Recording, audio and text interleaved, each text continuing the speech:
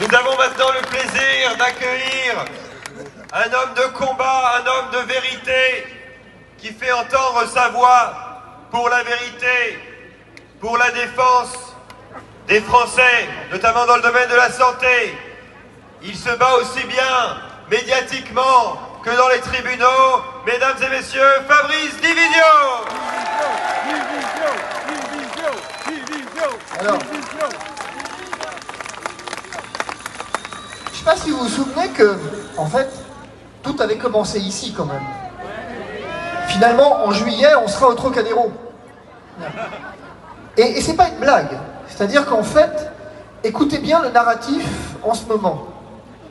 Le narratif est exactement le même que celui qui a présidé au Covid, avec la même intensité médiatique, avec la même progression narrative. Et on a de quoi s'inquiéter et on a raison d'être inquiet. Et ce que je suis venu vous dire, c'est deux choses. La première, c'est que le sujet, c'est pas l'Ukraine.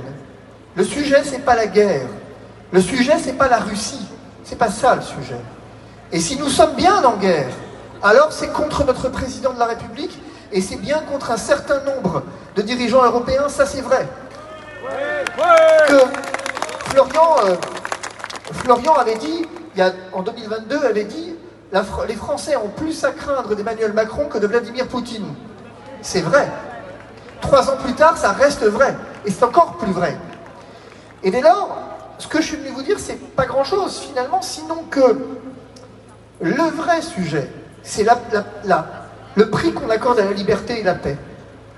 Et dans le Covid, le débat était le même. Et on vous avait dit, vous le saviez, vous le saviez.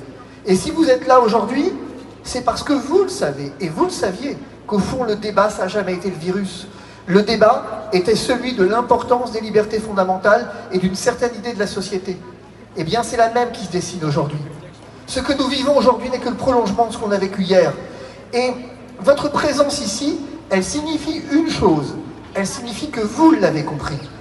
Elle signifie que vous avez compris qu'en fait, les apparences qu'on cherche à nous montrer sont réellement trompeuses. Vous avez compris qu'il y a un moment où il faut se débarrasser du narratif officiel.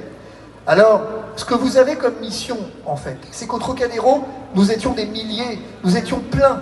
Eh bien, vous avez la mission d'aller le dire à tous ceux qui étaient là. Vous avez la mission d'aller dire à tous ceux qui ne sont pas venus aujourd'hui qu'ils ont eu tort.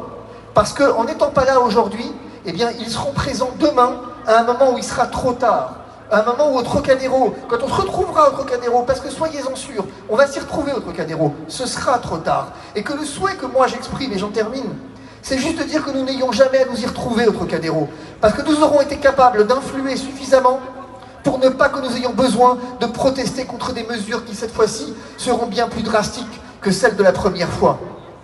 Nous n'avons pas à rougir de venir dire que la liberté hier n'était pas un gros mot et aujourd'hui la paix n'est pas non plus un gros mot. Et j'en termine avec cette phrase de Pie XII que vous connaissez lors de Noël 41, je crois, qui avait juste dit qu'avec la paix, rien n'est perdu, mais avec la guerre, tout peut l'être. La guerre, on l'a fait derrière notre ordinateur.